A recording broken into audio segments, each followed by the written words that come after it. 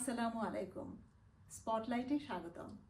স্পটলাইটের আজকের অতিথি আয়শা সিদ্দিকা, ব্যারিস্টার এবং লয়ার। এই শহরে বাংলাদেশি কেনেডিয়ান ফরেন ট্রেন্ড ফুলি লাইসেন্সড লয়ার দুজন আছে, তার মধ্যে আয়শা একজন। আয়শা কাজ করেছে বাংলাদেশ, কানাডা এবং ইউকেতে। Immigration, real estate, corporate business, criminal, family, property rights এবং অ্যাডমিনিস্ট্রেটিভ ল সহ বিভিন্ন জায়গায় কাজ করেছে আয়শা। বাংলাদেশে কাজ করাকালীন নাইকো, গ্যাটকোর মতো হাই প্রোফাইল কেস প্রতিনিধিত্ব করেছে। আয়শার ক্যারিয়ার প্রোফাইল জানতে সঙ্গে থাকুন।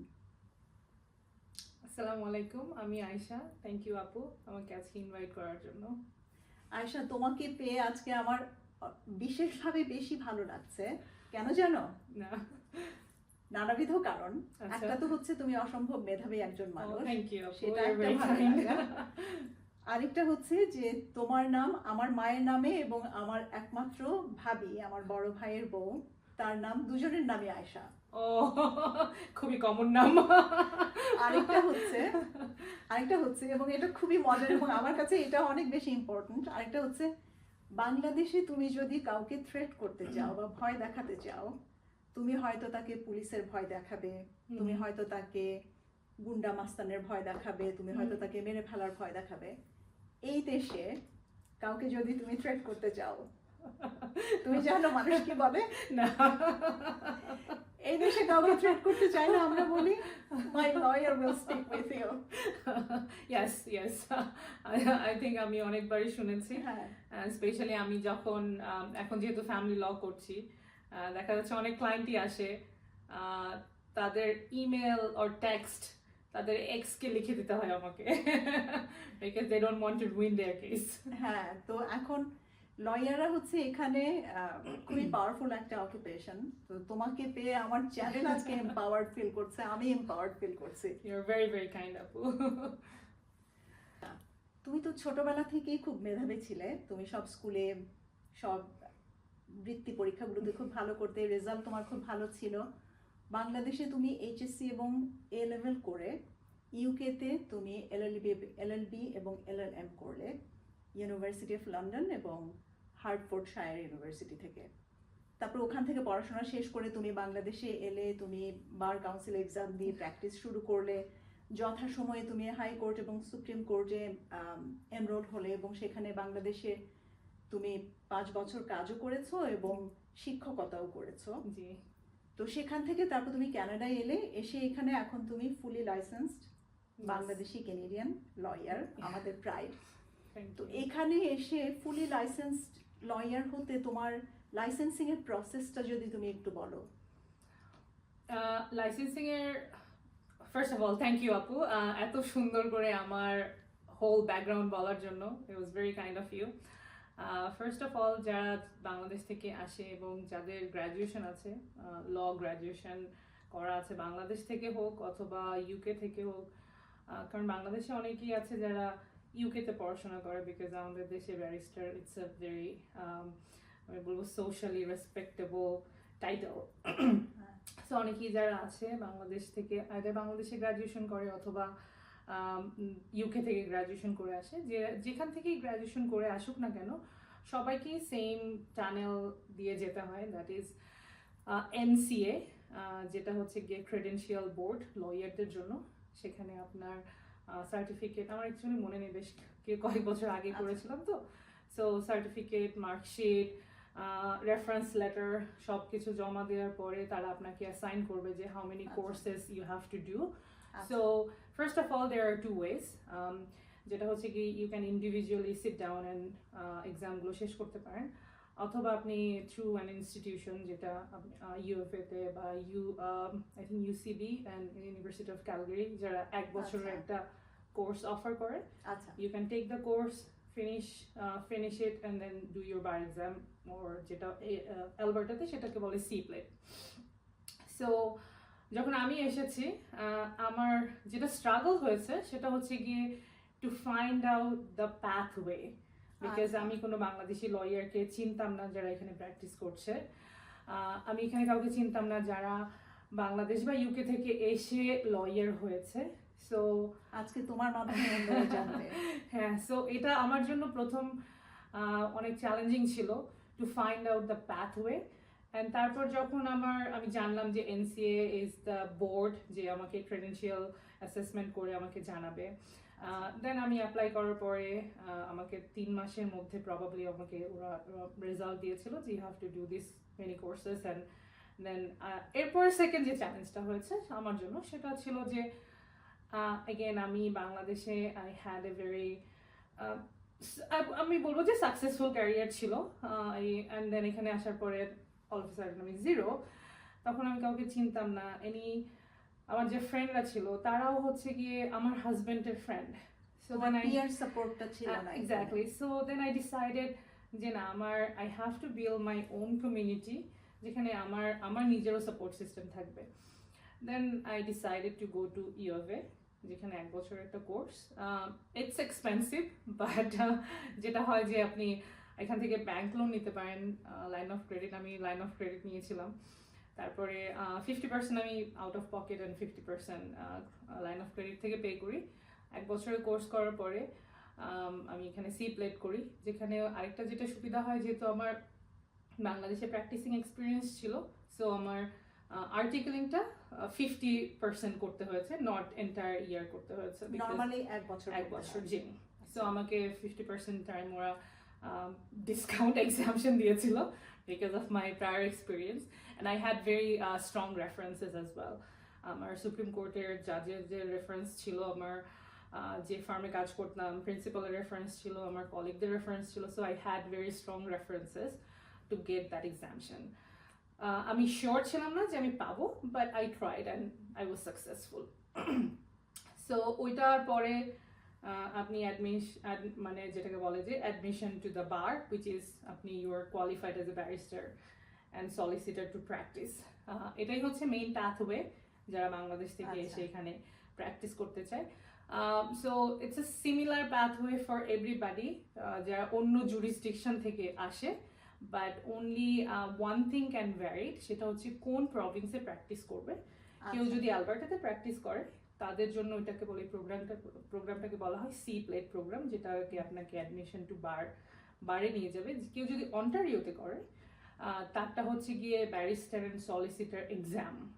আমি জানি অনেকে হয়তো শুনে থাকবেন, অন্টারিওতে বলে ও ব্যারিস্টারি এক্সাম পাস করেছি অ্যান্ড দেন এখন আমার সলিসিটার বাকি আছে, অথবা সলিসিটার পাস করেছি ব্যারিস্টারি বাকি আছে। সো প্রভিন্স অনুযায়ী আপনার ওই লাইসেন্সিং এক্সামটা ডিফারেন্ট, বাট আপনার মেইন যেটা কোর, আপনার আপগ্রেড অফ ইউর কোয়ালিফিকেশন, সেটা সব জায়গাতেই সেম।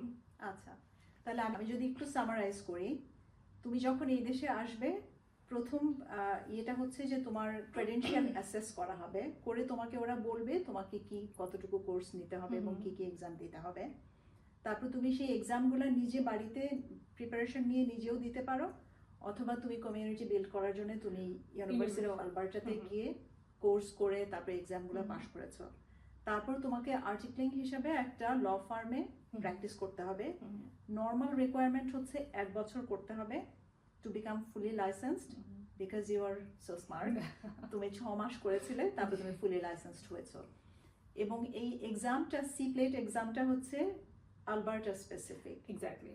কানাডার অন্য প্রভিন্সে তোমাকে যদি প্র্যাকটিস করতে হয় তাহলে তোমাকে কি ওখানে গিয়ে আবার ওদের, নাকি এখানকার লাইসেন্স তুমি ট্রান্সফার করতে পারবে? এটা অ্যাকচুয়ালি খুবই একটা ভালো কোয়েশ্চেন আপু, বিকজ আমরা অনেকেই এটা নিয়ে কনফিউজ থাকি। সো কেউ যদি অন্য প্রভিন্সে প্র্যাকটিস করতে চায়, আচ্ছা, আগে যেটা ছিল, আমি এক্স্যাক্টলি জানি না কোন ইয়ার, বাট আর্লি 2000 এর দিকে যেটা ছিল, every province had their different exams requirement. So তাদেরকে অন্য প্রভিন্সে গিয়ে এক্সাম দিয়ে তাদের লাইসেন্সিংটা নিতে হতো। বাট এখন আপনার সেটা করতে হচ্ছে না। এখন যদি কেউ অ্যালবার্টাতে প্র্যাকটিস করে, সে যদি অন্টারিওতে যেতে চায়, অন্টারিওতেও মানে প্র্যাকটিস করতে চায়, তাহলে তারাকে একটা অন্টারিওতে মানে এখান থেকে এখানে যে ল সোসাইটি আছে একটা রেফারেন্স লেটার প্লাস অন্টারিওতে আপনার ওদের ল সোসাইটির ফিস দেওয়ার পরে they can be a licence lawyer in Ontario. আচ্ছা, বাট ডিফিকাল্টিজ হচ্ছে গিয়ে কেউ যদি মাল্টিপল প্রভিন্সে প্র্যাকটিস করতে চায়, সেটার জন্য আপনার এখানকার প্রভিন্সিয়াল ল খুবই different, specially property law. Every province has their different jurisdiction on properties. Family law can be varied depending on which province you are residing. So কোনো একজন লয়ারকে মাল্টিপল প্রভিন্সে প্র্যাকটিস করা, it's not impossible, but sometimes it's not practical, because then you are not focusing basically in one jurisdiction, you're focusing on multiple jurisdiction, which can ruin your practice in a way that you are, again, আপনি যখন এক জায়গায় focus করেন, you're more focused, more competent than when you're focusing in multiple areas, then may not. If you stretch yourself too thin, then you lose the depth. Yes, and one more thing, court requires in-person presence, right? And I feel এটা অনেক সময় আমাদের covid আমাদেরকে শিখিয়েছে work from home and virtual appearances, but এখন পর্যন্ত in-person presence আপনাকে অনেকটা ইম্প্যাক্ট করে. সো আপনি ফার্স্টে আমি অ্যালবার্টাতে থাকি, এখানে প্র্যাকটিস করছি, আমার যদি অন্টারিওতে কোনো কেস থাকে, I will prefer to go in person rather than a virtual appearance. So ওইটাও একটা ডিফিকাল্টিস যে আপনি কতবার fly in করবেন, fly out করবেন, আর traveling, because obviously I'm not gonna pay out of my pocket. So clientকে সেটা carry করতে হবে এক্সপেন্সটা, and that can increase the legal fees.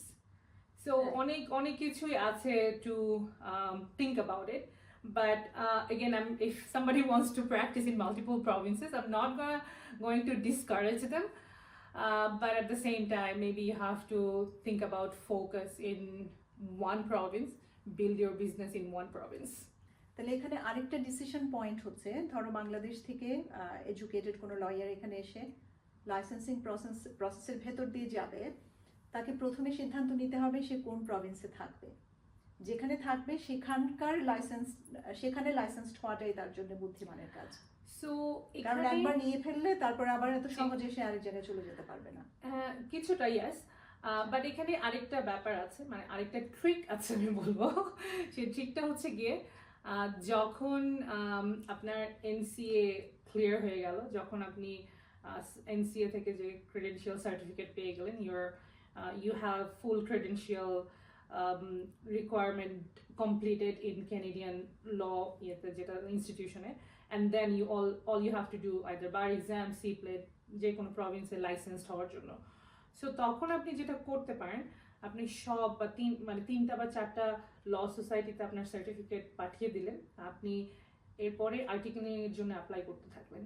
So আপনি যে প্রভিন্সে আর্টিকেলিং পেয়ে গেলেন, আপনি হয়তো সেই প্রভিন্সে গিয়ে আর্টিকেলিংটা শেষ করলেন, সেই প্রভিন্সের লাইসেন্স নিলেন, and then you can transfer the license the province you want to practice. So এই ট্রিক্সটাও করা যেতে পারে যদি কেউ চায়। আমার জন্য যেটা ছিল সেটা হচ্ছে কি, আমার হাজব্যান্ড এডমন্টন বেসড, এন্ড আমার অন্য প্রভিন্সের কোনো অপশন ছিল না।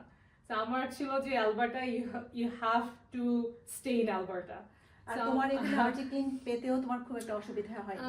না, আমার পেতেও অসুবিধা হয়নি, একটু অসুবিধা হয়েছে, বিকজ আমার যখন এনসিএ শেষ হয়েছে তখন I don't know, but for some reason I was very confident যে আমি সাথে সাথে আর্টিকেলিং পেয়ে যাব। আমি আর্টিকেলিং অ্যাপ্লাই করিনি, আমি তখন বাংলাদেশে বেড়াতে গিয়েছি। তারপরে যখন ফেরত এসেছি তখন কোভিড স্টার্ট হয়েছে, তখন একটু ডিফিকাল্টিস হয়েছে, চ্যালেঞ্জ হয়েছে আমার জন্য আর্টিকেলিং পেতে।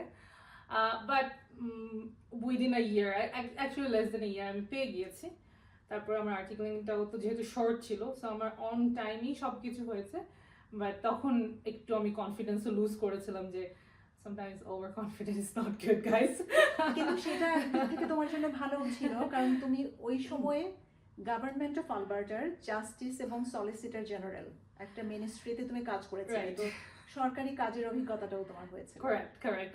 হ্যাঁ, এখন আসলে যখন আমি বাংলাদেশ থেকে ফেরত আসি, আমার ওই কোভিড শুরু হয়ে গেল, তখন আমার আমার কোভিডের সময় একটা আর্টিকেলিং হয়েছে, মানে একটা আমার articling interview holo, and then we signed the agreement with that law office. That was in March 11 on 2020.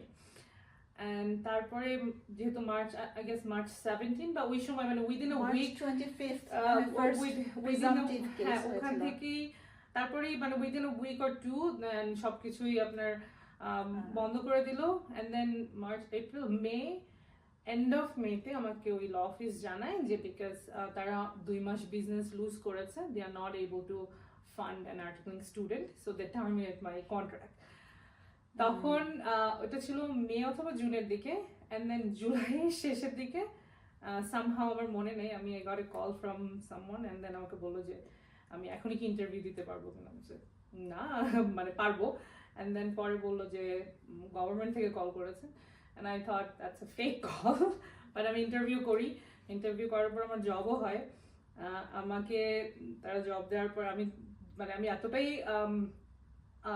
মানে কনফিউজ ছিলাম স্পেশালি কোভিডের মধ্যে কি আমাকে গভর্নমেন্টে জব দেবে এতটাই কনফিউজ ছিলাম আমি আমার হাজব্যান্ডকে বলেছি যে আমি যখন অফিসে ফার্স্ট ডে যাবো প্লিজ আমার সাথে ফোনে থাকেন বিকজ আমি ওখানে আমাকে যে কোনো স্ক্যামার ধরতে পারে বা আমাকে রব করতে পারে সো আমি ফার্স্ট যখন অফিসে যাই অ্যান্ড দেন ওখানে যে দেখি আরে মানে গভর্নমেন্ট অফ অ্যালবার্টা জাস্টিসের পোস্টার লাগানো অ্যান্ড দেন আমি ওনাকে ছবি তুলে পাঠানোর পরে বলি না this is not a fake office আমার আসলে রিয়েল জব হয়েছে আর আমি জানি যে গভর্নমেন্ট অফিসে ঢুকতে গেলে সিকিউরিটি তো আছে, সবই করেছে জাস্টিস এন্ড সোলজারের সিকিউরিটি আরো অ্যাডভান্স, ওখানে ঢুকতে গেলে তোমার আরো কয়েক ধাপ সিকিউরিটি ক্রস করে যেতে হয়। সবই করেছে কিন্তু ওখানে গিয়ে আর আমার সবই মনে হয়েছে ফেক বিকজ কোভিড এর মধ্যে তো কারো জব হচ্ছে না আমাকে কে বসে আছে নতুন করে হায়ার করার জন্য so I guess Covid was A very different stage of life আমাদের লাইফের জন্য লয়ার হিসেবে তুমি ব্যারিস্টার এবং সলিসিটর হিসেবে এখন কাজ করছো এবং তুমি আসলে ম্যানেজমেন্ট লয়ার, তার মানে হচ্ছে তুমি সিনিয়র এবং যারা আর্টিক্লিং বা নতুন যারা আসে তুমি তাদের সুপারভাইজ এবং মেন্টর করছো। না আমি অ্যাকচুয়ালি আমি স্পেকট্রাম ফ্যামিলি লতে আছি এখন তো আচ্ছা। আমাদের হচ্ছে spectrum family law Edmonton Calgary Red Deer Kamloops BC total 5টা অফিস আমরা হচ্ছে গিয়ে টেইলার জেনাস মেইন কোম্পানি যাদের sister concern company so spectrum এডমন্টনের আমি হচ্ছে গিয়ে ম্যানেজার দ্য ওভারঅল আচ্ছা। অফিসের ম্যানেজার আচ্ছা লয়ার অ্যান্ড এমপ্লয়িজ আচ্ছা, তো এখন তুমি হচ্ছে সিনিয়র লয়ার এখানে, কিন্তু তুমি এর আগে গভর্নমেন্ট সেটিং এ কাজ করেছো, যেমন গভর্নমেন্ট অফ আলবার্টাতে কাজ করেছো, তুমি অন্টারিওতে প্যারালিগ্যাল হিসেবেও কাজ করেছিলে যখন নতুন এসেছিলে, তুমি ইউকে তে স্টুডেন্ট ইন্টার্ন হিসেবে কাজ করেছো, বাংলাদেশে তুমি ইউনিভার্সিটি অফ ডার্বি যে ঢাকা ক্যাম্পাস সেখানে 5 বছর শিক্ষকতা করেছো। তো তোমার যে ডাইভার্স এক্সপিরিয়েন্স, মানে এখন তো তুমি you are in the epitome of your career, তুমি যেহেতু ফুলি লাইসেন্সড, তো যারা তোমার ল পড়েছে এখনো লাইসেন্সড না কিংবা লাইসেন্স নেওয়ার চেষ্টা করছে, তারা একটা হচ্ছে যে যদি লাইসেন্স না পায় তাহলে তাদের এখানে কাজের আর কি কি সুযোগ সুবিধা আছে, আর যদি লাইসেন্স পায় তাহলে তাদের, তোমার যেহেতু এত ভার্সেটাইল এক্সপিরিয়েন্স, যদি লাইসেন্স পেতে চায় তাহলে তোমার এক্সপিরিয়েন্স অনুযায়ী তুমি তাদেরকে কি অ্যাডভাইস দিবে যে কোন দিকে চেষ্টা করা উচিত বেশি? সো এখন ডিপেন্ড করবে আপু যে কার ফোকাস, আমার ফোকাসটা কি সেটার উপরে। সো ফার্স্ট অফ অল যেটা আপনার কোয়েশ্চেনটা যদি আমি 2টা পার্টে ভাগ করি, ফার্স্ট কোয়েশ্চেন হচ্ছে কেউ যদি বাংলাদেশ থেকে এসে লাইসেন্সিং এক্সাম দিয়ে ফেল করে অথবা যদি না পারে অথবা যদি মনে হয় যে too much to take on, তাহলে তাদের অপশনটা কি। সো তাদের জন্য আমার যেটা মানে সাজেশন সেটা হচ্ছে কি আমি বলবো যে লয়ার ছাড়াও paralegal it's a very good course, immigration consultant যেটা এখন আমার বলবো যে বিজনেসটা ডাউন বা ক্যানাডা যত বছর থাকবে ইমিগ্রেশন তত বছর থাকবে, বিকজ ক্যানাডাতে ইমিগ্রেশন ছাড়া চলবে না। তাছাড়া আছে লিগ্যাল অ্যাসিস্ট্যান্ট কোর্স, এই সবগুলো কোর্সগুলোই আপনি যদি করতে চান, মানে কেউ যদি করতে চায় তাহলে তারা ব্যাংক থেকে লোন পাবে, সাপোর্ট পাবে, এবং কোর্সগুলো হয়তো 1 বছর থেকে 2 বছর ডিউরেশনের মধ্যে। এছাড়াও কনভেন্সার যারা যে রিয়েল স্টেট করে, সো রিয়েল স্টেট লয়ারদের টিপিক্যালি একজন করে কনভেন্সার থাকে। সো এই সবগুলো প্রফেশন বা এই সবগুলো সেক্টরে কিন্তু ওয়েল পেইড, স্পেশালি প্যারালিগাল। আমার যে প্যারালিগাল আছে, she has 21 years of experience, and মানে তার স্যালারি লয়ার, মানে it's very comparable to a lawyer salary. So মানে আপনি যদি কেউ প্যারালিগাল কোর্স করতে চায়, সব লয়ার বা ল অফিসেই প্যারালিগাল দরকার হয়, লিগাল অ্যাসিস্ট্যান্ট দরকার হয়, রিয়েল স্টেট ল অফিসগুলোতে কনভেন্সের দরকার হয়, ইমিগ্রেশনদের কনসালটেশনের জন্য ইমিগ্রেশন কনসালটেন্ট দরকার হয়। সো এই এক্সকিউজ মি ক্যারিয়ার প্যাথগুলো কিন্তু তাদের জন্য খুবই ভালো, specially short course, less expensive, and then আপনি যদি হচ্ছে গিয়ে এক্সপেন্স ভার্সেস বেনিফিট রেশিও যদি হিসেব করেন, তাহলে আমি বলবো যে বেনিফিটটাই বেশি, বিকজ আপনার এন্ড অফ দ্য ডেতে you need a stable job and making good amount of money. So paralegal বা অন্যান্য যে কয়টায় মানে আমি সেক্টর বললাম, সবাই আমার জানা মতে, বিকজ আমি যতগুলো ফার্মে কাজ করেছি, যাদের সাথে কাজ করেছি, দে আর ওয়েল পেইড।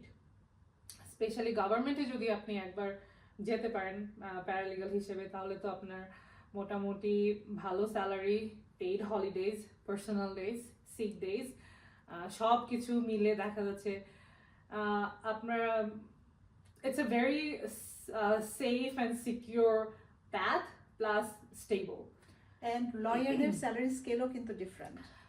আমি দেখেছি যে মানে এটা তাদের জন্যই যারা ফুলি লাইসেন্স, তোমাদের মতো যারা গভর্নমেন্টে জব করতে আসবে, they have a very different structure তাদের ডিফারেন্ট। সো আপনার যেটা second part of the question ছিল, সেটা ছিল যে হচ্ছে গিয়ে কেউ যদি এখানে এসে, আমার যেহেতু ডাইভার্স এক্সপিরিয়েন্স বা আমার ডাইভার্স ব্যাকগ্রাউন্ড, আমার জন্য হয়তো ইজি হয়েছে, বা আমার জন্য আমি আমাকে বলি হাসলার। সো আমি অনেক কিছু, আমি অনেক অ্যাম্বিশাস, আমি সবসময় নিজের উপর রিফ্লেক্ট করি যে আমার কি ভালো কি খারাপ, আমি try to improve myself every single day, আমি যদি বলি। সো আমি বলি না যে কাউকে আমার মতো হতে হবে, বাট আমাকে দেখে কেউ যদি শেখে, আমার কাছে মনে হয় তাহলে আমি আইল বি অনার্ড। কেউ যদি মনে হয় যে না আমিও সেম কাজটা করব, আমিও আমাকে সেলফ রিফ্লেক্ট করবো, আমি অনেক সময় যেটা নিয়ে স্ট্রাগল করি, আমি সেটা বারবার করার চেষ্টা করি। আরেকটা জিনিস, I do not afraid to try new things. আমার সাকসেসফুল মানুষের যতগুলো ট্রেট আছে সব আমি শুনতে পাচ্ছি। আমার চ্যালেঞ্জ খুব ভালো লাগে। আমি আপনাকে একটা মজার জিনিস বলি, আমি যখন অনেক ছোট ছিলাম বাংলাদেশে, তখন লাক্স চ্যানেল আই সুপারস্টার এখন আবার আসছে, আমি অ্যাকচুয়ালি বাংলাদেশে বিউটি প্যাজেন্টেও গিয়েছিলাম।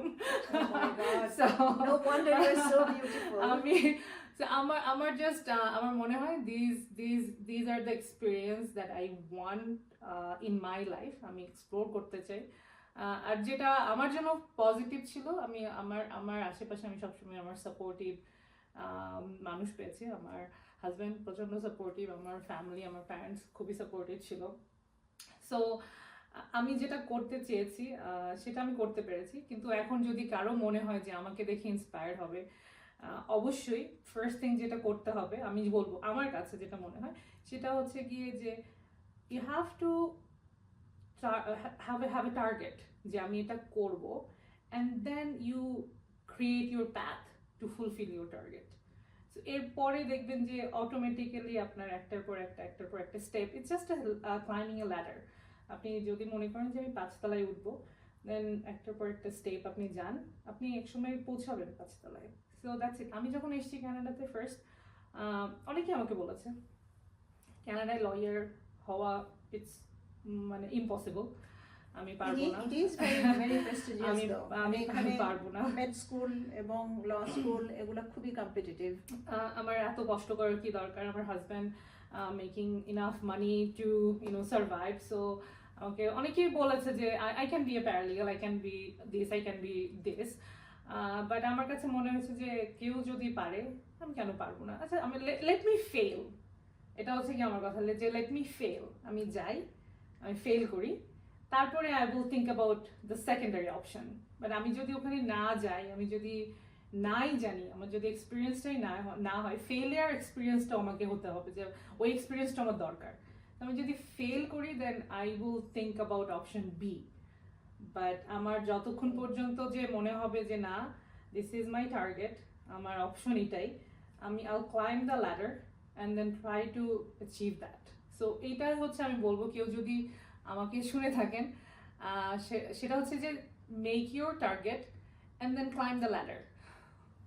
আচ্ছা, এখন তোমার ধরো তুমি লাইসেন্স হলে তো তোমার প্র্যাকটিস হচ্ছে তুমি কোর্টে প্র্যাকটিস করো, নাকি আর কোনো অপশনস আছে? যেমন তুমি টিচিং করেছো, সেটার জন্য তো লাইসেন্সের কি দরকার আছে? না। আচ্ছা, সো এখানে বাংলাদেশের প্র্যাকটিসিং দ্য ডিফারেন্ট, কানাডাতে প্র্যাকটিসিং লয়ারদের ইটস এ ভেরি ডিফারেন্ট, আমি বলবো যে লাইফস্টাইল ভেরি ডিফারেন্ট, তাদের thinking and then money wise as well. So এখানে আমি যদি ফার্স্টে কানাডাটা যদি বলি, কানাডাতে অনেক অপশন আছে। কানাডাতে আপনি চাইলে ইন হাউস কাউন্সিল হতে পারবেন, আপনি যদি কোনো কর্পোরেশনের জাস্ট তাদের লিগাল অ্যাডভাইজার হন, শুধু কর্পোরেশনের কেস করবেন, অন্য কোথাও আপনাকে, but you will be an employee আপনার কর্পোরেশনের। সো ইন হাউস, ওটাকে ইন হাউস কাউন্সিল বলে। আপনি যদি লিটিগেশন, যেটা মানে কোর্টে যারা যায় তাদেরকে বলে লিটিগেটর বা লিটিগেশন লয়ার, ওটা যদি না যে আমি কোর্টে যেতে চাই না, this is too much to take the stressful, because কোর্টে যাওয়া আর্গিউ করা ইটস সামটাইমস স্ট্রেসফুল, যে আমি ওটা করতে চাই না। You can be document reviewer in a corporation. ওটাও লয়ারের জব। Compliance officer. You can be a compliance officer, লয়ারের জব। You can be জাস্ট আপনার যদি কেউ ফ্যামিলি ল করতে চায়, অনেকেই আছে এটাকে বলে কোলাবোরেটিভ ল, শুধুমাত্র তারা সেপারেশন এগ্রিমেন্ট, কোহেবিটেশন এগ্রিমেন্ট অথবা জাস্ট সেটেলমেন্ট এগ্রিমেন্ট, তাদের প্র্যাকটিসটা শুধুমাত্র based on agreement. They will not take the file to court. যদি তাদের এমন হয় যে এটা সেটেল হচ্ছে না, তাহলে they will assign a different lawyer. So আপনি অনেক অপশন এক্সপ্লোর করতে পারবেন যদি আপনার লাইসেন্স হয়ে যায়। তারপরে আমি যখন এসেনশিয়ালি শুরু করি আমার প্র্যাকটিসটা তখন ভেরি ডাইভার্স ছিল। মানে আই ওয়ান্টেড টু এক্সপ্লোর। আমি ফ্যামিলি করেছি, আমি এমপ্লয়মেন্ট ল করেছি, পার্সোনাল ইনজুরি করেছি, স্টেট লিটিগেশন করেছি, উইলসন স্টেট করেছি। I had very diverse file at that time. তো তখন আমার 1.5 বছর পরে আমার কাছে মনে হলো যে আমি সব কিছুরই ছোট ছোট জিনিস শিখছি, আমি এক্সপার্ট হচ্ছি না কোনোটাতেই। সো তখন আমার মনে হলো যে I want to be a family lawyer, because first of all আমার মনে হয় যে it's very your impacting someone in a personal level. আমার যে ক্লায়েন্ট ইন্টারাকশনগুলো ছিল ক্লায়েন্টদের সাথে, আমার কাছে মনে হয় একটা মানুষের ফ্যামিলি যখন ভেঙে যাচ্ছে তখন they are the most vulnerable people and you are helping a vulnerable people to navigate their life. So আমার তখন ফোকাস হলো যে ফ্যামিলি ল করবো। দেন আমি আমার ফার্ম চেঞ্জ করি, আমি শুধুমাত্র ফ্যামিলি ল ফোকাসড ফার্মে যাই, and then here I am right now. And then also money wise আমি যদি কম্পেয়ার করি আদার এরিয়াস, আমার কাছে মনে হচ্ছে যে family law has a good business in Canada. আমি এই প্রশ্নটা তোমাকে করতেও চেয়েছিলাম আসলে, যে তুমি তো অনেক ডাইভার্স ল প্র্যাকটিস করেছো। তুমি ইমিগ্রেশন ল করেছো, তুমি প্রপার্টি রাইটস নিয়ে, মনে হয় তুমি ইন্টেলেকচুয়াল প্রপার্টি রাইটস নিয়ে তোমার ডিগ্রি হচ্ছে, আমার মাস্টার্স হচ্ছে ইন্টেলেকচুয়াল প্রপার্টি ল। তারপর কর্পোরেট এন্ড বিজনেস ল, তারপর হচ্ছে ক্রিমিনাল ল, তোমার ফ্যামিলি ল, তারপরে হচ্ছে তোমার অ্যাডমিনিস্ট্রেটিভ ল, তোমার সবকিছুতে বিচরণ ছিল। এখন তুমি ফোকাসিং অন ফ্যামিলি ল।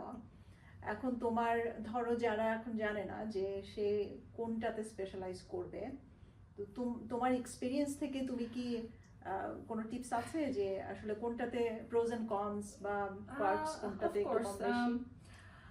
আমি বাংলাদেশে যখন ছিলাম আমার প্র্যাকটিস খুব ফোকাস ছিল জুডিশিয়াল রিভিউ, যেটা বাংলাদেশে বলে রিট, চ্যালেঞ্জিং আ গভর্নমেন্ট ডিসিশন, যেটার কারণে আমি অ্যাকচুয়ালি নাইকো, গেটকো, খালেদা জিয়া, বেগম খালেদা জিয়ার অনেকগুলো কেসের পার্ট ছিলাম। ডেস্টিনি 2000, সেটারও আমি অনেক বিশাল একটা পার্ট ছিলাম আমি। সো এখানে আসার পরে যেটা মনে হলো, আমি যে বাংলাদেশে আমি আরও কর্পোরেট কমার্শিয়াল ল করেছি। সো মানি যদি বলি যে if you want to make money, those are the areas of law, মানে আপনি ইউ ক্যান মেক মানি। যখন আমি কানাডাতে আসার পরে আসলে বাংলাদেশে যখন ছিলাম আমি ওয়াজ ভেরি ইয়াং এটা একটা ব্যাপার ছিল যে ফোকাস ছিল যে ফেম অ্যান্ড মানি অ্যান্ড যে পার্সোনালি ইমোশনাল টাচ বা পার্সোনাল টাচ ওইটা হয়তো কম ছিল বিকজ এগেন বয়সের সাথে সাথে মানুষের মেন্টালিটি চেঞ্জ হয়, ম্যাচুরিটি আসে। কানাডায় আসার পরে যখন আমি আর্টিকেলিং করা মানে খোঁজা শুরু করলাম তখন আমি ফ্যামিলি লতে আর্টিকেলিং পাই। তখন আমি একটা কেসে কাজ করি অ্যান্ড অনেক বছর ধরে সেই ফাইলটা চলছিল because and then young children involve. So finally যখন মানে ফাইলটা কমপ্লিট হয় and the joy I have seen যে ক্লায়েন্টের চোখে মুখে এবং যেটা আমি সেদিন দেখেছিলাম আমি ওইটা হয়তো কখনোই মানে আমার I don't have word to so ওইটা দেখার পর আমার মনে হয়েছে যে there are so many ways you can make money but this personal touch যে একজন মানুষের একটা family life you are navigating their life in a different direction because যখন একটা ফ্যামিলি থাকে তখন তাদের লাইফ এক ধরনের থাকে, যখন তারা ফ্যামিলিটা ভেঙে যায় তখন তাদের they have their whole new world and then তখন তারা আসলে পারে না যে কিভাবে তাদের এই নিউ ওয়ার্ল্ডটাকে নেভিগেট করবে। সো লয়ার তখন একটা বিগ রোল প্লে করে তাদের লাইফে এবং লয়ারদেরও বিশাল responsibility to navigate their life. So এই পার্সোনাল অ্যাটাচমেন্ট আমার কাছে মনে হয়েছে যে আমি ফ্যামিলি লতে যেটা ফিল করেছি, যেটা আমি এই কর্পোরেট কমার্শিয়াল বড় বড় কেস, আমি ইউনাইটেড এয়ারওয়েজের কেস করেছি, আমি ওদের লিগাল অ্যাডভাইজার ছিলাম, আমি I never felt that way. So again এটা হতে পারে আমার বয়স যেটা আমাকে ম্যাচুরিটি দিয়েছে। তারপর থেকে আমি চিন্তা করেছি যে আমি আসলে ফ্যামিলি লই করতে চাই। It's very stressful. Sometimes you're dealing with angry people, mostly angry people, angry opposing counsel, angry client, angry opposing party. So আপনি অলওয়েজ ডিল করছেন অ্যাংরি মানুষজনের সাথে, but at the same time it's very rewarding যখন আপনি একটা আপনার একটা file বা একটা কেস কমপ্লিট হয় বা আপনি যখন শেষ করেন তখন মনে হয় যে you have done something right for family, specially যখন চিলড্রেন ইনভলভ থাকে। সো আই গেস এখন এটা আমার মোর পার্সোনাল, আই গেস মানে পার্সোনাল টাচ, এই জন্য হয়তো আমি ফ্যামিলি লটা বেশি এনজয় করছি। এক্স্যাক্টলি।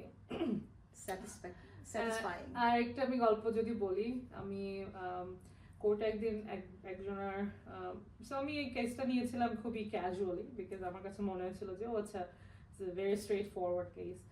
যখন আমি ইনিশিয়ালি নিয়েছি বিকজ জাস্ট 20 মিনিট কল ছিল, দেন সে আমাকে রিটেন করে। ফাইনালি যখন আমি কাজ করি কেসটাতে, সো খুব ফাস্ট আমাদের কেসটা শেষ হয়ে যায়, মানে আমাদের অর্ডার যেটা কোর্ট থেকে আসে খুব ফাস্টই পেয়ে যাই আমরা। বাট আমার মনে আছে ওই মোমেন্টটা, আমি যখন কোর্ট থেকে বের হই and then I was very surprise because আমার ক্লায়েন্ট কোর্ট থেকে যেন জোর এসে আমাকে জড়ায় ধরছে এরকম করে, অ্যান্ড দেন আই ওয়াজ মানে বুঝতেছিলাম যে আমার কী করা উচিত। অ্যান্ড দেন পরে আমাকে বলছে যে আমি 9 বছর পরে আজকে রাতে ঘুমাবো, and then then my client was just shivering এরকম করে। আমার মনে হয়েছে যে this satisfaction or this kind of appreciation আপনি কর্পোরেট কমার্শিয়াল লতে পাবেন না, যেটা হয়তো family human touch. Exactly. So এটা আমার মানে এখনো probably one of the memorable incident বা ইভেন্ট আমি যদি বলি, because I did not expect that tight hug or this kind of tears from a person. সেটাই। তুমি তো এখানে তুমি অ্যাজ এ লয়ার তুমি অনেক ভালো কাজ করছো, তোমার অনেক হাই প্রোফাইল কেস আছে এবং কেনলি যেটা কেনেডিয়ান লিগ্যাল ইনফরমেশন ইনস্টিটিউট, ওখানে তোমার কিছু কাজ ফিচারও করা হয়েছে, এত ভালো কাজ করেছো। কিন্তু বাংলাদেশে থাকাকালীন তুমি অনেক হাই প্রোফাইল কাজ করেছো, যেমন তুমি ইউনাইটেড এয়ারলাইন্সের মতো একটা বড় কর্পোরেট প্রতিষ্ঠানের লিগ্যাল অ্যাডভাইজার ছিলে, এবং বাংলাদেশে তুমি নাইকো গেটকোর মতো যে হাই প্রোফাইল কেসগুলো, মানে যেগুলো আমি যদি একটু বুঝিয়ে বলি, আমাদের প্রাক্তন প্রধানমন্ত্রী এবং বিএনপি চেয়ারপারসন বেগম খালেদা জিয়ার বিরুদ্ধে যে কেসগুলো ছিল করাপশন কেস, সেই কেসগুলোতে যেগুলোতে উনি ফাইট করেছিলেন সেই সময়, এবং তুমি ওনার পক্ষে ওনার সেই কেসগুলোকে প্রতিনিধিত্ব করেছিল তোমাদের ল টিম। তো এখন যেহেতু এবং সেই কেসগুলোতে উনি কনভিক্টেড হয়েছিলেন এবং ওনার সেন্টেন্স হয়েছিল এবং উনি জেলেও গেছিলেন, কিন্তু রাজনৈতিক পট পরিবর্তনের ফলে এখন আবার সেই কেসগুলো আবার রিভাইভ করেছে এবং হাইকোর্ট, সুপ্রিম কোর্ট মনে হয় সেই আগের যে রুলিং হয়েছিল সেগুলো এখন ওভারটার্ন হয়েছে, এটা আবার এখন হয়তো আনফিনিশড একটা কেস। তো এখন তুমি, আর যেহেতু এখন প্রাক্তন প্রধানমন্ত্রী বেগম খালেদা জিয়া উনি অসুস্থ আছেন, তো দেশের বর্তমান যে প্রেক্ষাপট, এখানে দলমত নির্বিশেষে অনেক মানুষ ওনার জন্য দোয়া করছেন এবং উনি যেহেতু মৃত্যুর সঙ্গে যুদ্ধ করছেন, এখন হয়তো একটা ভালো সময়, মানুষ জানতে চাবে যে ওনার বিরুদ্ধে যে মামলাগুলো ছিল সেগুলো আসলে আসলে কি ছিল, এবং তুমি যেহেতু ওনার লয়ার ছিলে তুমি হয়তো একটু ভালো করে বুঝিয়ে বলতে পারবে যে আসলে মামলাগুলো কি ছিল। ওকে আপু, it's a very critical question আমার জন্য, বাট আমি যেটা আপনার দর্শক আছে তাদের উদ্দেশ্যে যেটা ক্লিয়ার করতে চাচ্ছি সেটা হচ্ছে গিয়ে বাংলাদেশে টিপিক্যালি সাইনিং লয়ারদের নাম থাকে যে সিনিয়র লয়ার যারা থাকে তাদের। সো ইন দ্যাট কেস আপনি যে সব কেসগুলো রেফারেন্স দিয়েছেন ওই সবগুলো কেসে লয়ার ছিল হচ্ছে এজে মোহাম্মদ আলী, উনি মারা গেছেন 2 বছর হলো। অ্যাকচুয়ালি ওনার মেয়ে আমার স্টুডেন্ট ছিলেন, ও লয়ার হয়েছে বেশ কিছুদিন হলো। সো এই যে মোহাম্মদ আলী স্যারের সাথে কাজ করতো ব্যারিস্টার রাগিব রোজ চৌধুরী, উনি আমার সিনিয়র ছিলেন। So we had a big lawyers team, and যেটা হয় বাংলাদেশে এত বড় বিশাল কেস, আমি ছিলাম ওইটার পার্ট অফ দ্য প্যানেল আপনি বলতে পারেন। So I did not lead those cases. আমি তখন very young. তুমি তখন অনেক ছোট ছিলে। হ্যাঁ, সো আমি ওটার যতগুলো রিসার্চ বা ডকুমেন্টেশন, কেস সাবমিশন, সো মানে ওই সবগুলোর ভেরি কোর পার্ট ছিলাম আমি অনেক কাজ করেছি ওই সবগুলো কেসে, আমি অনেক কাজ করেছি। সো এখনো বাংলাদেশে যদি আপনি কোনো ফার্মে কাজ করেন, মোস্টলি কাজ যা সাইন লয়ার যেই হোক না কেন, ফার্ম থেকে কাজগুলো যায় কিন্তু প্রিন্সিপাল লয়ার তার নামে। তো আমি জানি না এটা কেন এখনো বাংলাদেশে আছে, but that's how it works. So আপনার কোয়েশ্চেনে আসি আবার। কেসগুলো মেইনলি ছিল মানি লন্ডারিং, আর আমাদের যেটা ডিফেন্স ছিল সেটা হচ্ছে গিয়ে ফেয়ারনেস অফ জাস্টিস, যেটা এখনো আপনি হয়তো শুনে থাকবেন যে Bangladeshi judiciary is very influenced by politically, তাদের যে প্রেশার থাকে, অ্যান্ড ওই সময় ওটাই ছিল মেইন আমাদের ডিফেন্স, যে those cases, all these cases are influenced by the political powers at that time. So কোনোটারই কনক্লুশন হয়নি, because obviously আপনি অ্যাপিলেট ডিভিশনের জাজমেন্ট হওয়ার পর you can have a review rights. আপনি রিসেন্টলি আমি জানি না সালমান শাহর যদি একটা কেস, যেটা মার্ডার কেস ছিল, হয়তো আপনি দেখে থাকবেন যে ওটার ডিসিশন ওয়াজ ডান, বাট এখন রিভিউ হয়েছে, কেস রিভিউ হওয়ার পরে আবার রিওপেন হয়েছে, সেখানে বলেছে যে 11 জন বা 12 জন সামথিং তাদেরকে অ্যাকিউজ করেছে এবং তাদেরকে অ্যারেস্ট করার জন্য অর্ডার দিয়েছে। So you have so many options to do so many things, so there is nothing that 100% accomplished or done. So এখানেও সেম, যে একসময় প্রাক্তন প্রধানমন্ত্রী বেগম খালেদা জিয়া সে কনভিক্টেড হয়েছিল, সে জেলে ছিলেন, বাট এখন আবার যেহেতু পলিটিক্যাল ডাইনামিক বাংলাদেশে চেঞ্জ হয়েছে, এখন হয়তো আবার সেগুলো ব্যাক করবে, যেহেতু একবার মানে কনভিকশন হওয়ার কারণে, আমি জানি না হয়তো ওনার ছেলে তারেক রহমান উনি হয়তো দেশে আসছেন না, হয়তো part of the reason those cases, because সেও কনভিক্টেড ওই সময়, এবং তার যে ছেলের বউ আছে মিস জুবাইদা রহমান, উনিও ওখানে কেসে ছিলেন, কনভিক্টেড ছিলেন। সো ওই সবগুলো কেস আমার ধারণা আবার হয়তো সারফেস করবে, বিকজ রিঅ্যাসেসমেন্ট হয়তো আবার হবে, but I'm not going to talk about in depth, but professional exactly, but যেটা হয়েছে যে those are the cases যেটা আপনার highly politically influenced and mostly money laundering, আমি বলবো আর আমাদের যেটা ছিল সেটা হচ্ছে গিয়ে fairness of trial, fairness of procedure and all this things. আচ্ছা, তো যারা ভাবছে যে নাইকো গ্যাটকো কেসগুলো আসলে কি, নাইকো তো হচ্ছে একটা Canadian company, gas exploration company. তারা কন্ট্রাক্ট পেয়েছিল ওখানে একটা এক্সপ্লোরেশন প্রজেক্ট করার।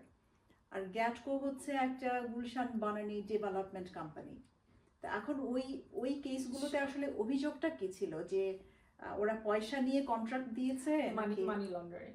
সো মেইন আচ্ছা। সবগুলো ইয়ে ছিল যে টাকা পাচার হয়েছে দেশ থেকে, আচ্ছা, টাকার ইয়ে, জি। সো আচ্ছা, ওইটাই যেহেতু ছিল নাইকো হচ্ছে কেনেডিয়ান কোম্পানি, তো ওই তাদের ক্যানাডাতে টাকা টাকা পাচার পাচার হয়েছে এবং এটা, আচ্ছা। এবং আপনি এখনো হয়তো শুনবেন বা আমি জানি না শুনেছেন, এখনো তো বাংলাদেশে অনেক there is a saying Begum পাড়া। so so it's not about Niko গেটকো or বড় পুকুরিয়া, ওই কেস কোনোটারই সেটা না, বাট মানি লন্ডারিং যেটা হয় এবং এখনো যেটা স্ট্যাবলিশ সেটা হচ্ছে গিয়ে কানাডার বেগম পাড়া হচ্ছে ইনফ্লুয়েন্সড বাই দোজ পিপল যারা বাংলাদেশ থেকে টাকা পাচার করে। আচ্ছা আচ্ছা আচ্ছা। এখানে একটা ইন্টারেস্টিং গল্প আছে আমার। সেটা হচ্ছে কি, আমি যদিও কাজ করেছি একসময় বেগম খালেদা জিয়ার নাইকো গেটকো বড় পুকুরিয়া এই সবগুলো কেসে, বাট আমি যখন 2020 আমি I'm not a political person, but it was my তুমি একজন professional. পেশাজীবী, হ্যাঁ, তোমার এটা পেশা it থেকে was করেছো। it was my professional, and at the same time আমি যে ফার্মে কাজ করতাম ওই ফার্মে সব কাজগুলো ছিল ওই ফার্মের। So I was very involved, and obviously আমি young, I wanted to learn, and And you were smart for sure. না হলে এরকম হাই প্রোফাইল এত বড় কেসে বড়- ওরা অবশ্যই যাবে, যারা এক্সট্রিমলি ট্যালেন্টেড পিপল যারা আছে তারাই কাজ করবে। So তারা analysis করবে। আমিও ওই জন্য মানে আমাকে অপরচুনিটি দেওয়া হয়েছে and I took it. সেই- বাট আমি যখন লাস্ট টাইম অ্যাকচুয়ালি দেশে গিয়েছি 2023-তে, তখন আমি বাংলাদেশে, আমি জানি না আপনি জানেন কিনা, যে একটা কমিশন আছে যেটা হচ্ছে গিয়ে আপনার অ্যান্টি করাপশন কমিশন বলে। আচ্ছা। সো দুর্নীতি দমন কমিশন। হ্যাঁ, আচ্ছা, আমি বাংলাটাই বলতে চাচ্ছি, আমিও বাংলা, হ্যাঁ। মনে পড়ছিল না। সো দুর্নীতি দমন কমিশনের যে হেড লয়ার ছিল ওই সময়, সো আমি এখনো বাংলাদেশে গেলে কোর্টে যাই, আমার এখনো ফ্রেন্ডস আছে মানে সিনিয়র লয়ার যারা প্র্যাকটিস করে তারা আছে। আমি এক ফার্মে 5 বছর কাজ করেছি, আমি এখনো ফার্মে যাই। আমার যে লয়ার সে, আমি গেলে স্যার পার্টি দেয় সবার জন্য, আমরা সবাই একসাথে ডিনার করি। So I still have very good relationship with all my peer group and my senior lawyers and all judges, যাদের সাথে আমি কাজ করেছি, অনেক জাজের সাথে আমার এখনো ভালো রিলেশনশিপ আছে। সো তখন আমাকে ওই অ্যান্টি করাপশন কমিশনের যে লয়ার তিনি আমাকে বলেছিলেন যে আমি যদি চাই তাহলে he can appoint me as a person who can represent him in Canada to find out all these Begum পাড়া পিপল অ্যান্ড স্পেশালি পলিটিক্যালি যারা ওই সময় ছিল এবং টাকাটা মানে পাচার করে নিয়ে আসছে। So it's not investigative, it's more of like help him to legally enforce against them if there is any authority in Canada. No, they wanted to enforce them some kind of legal action in Canada. Right. So I can be part of them and then, try to help them to enforce those cases against them here. Right.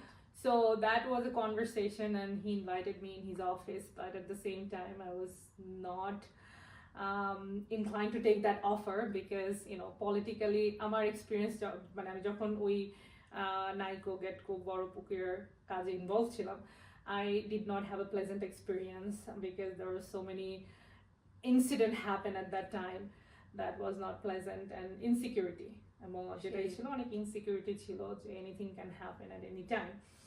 So the same experience, because আমি যখন গেলাম, আমাকে যখন sir বললো যে আমরা চাই যে তুমি আমাদের সাথে জয়েন করো, and then if you can help us to do something and then we can give you like a handsome salary, and started talking about salary, how much salary the government can afford for this.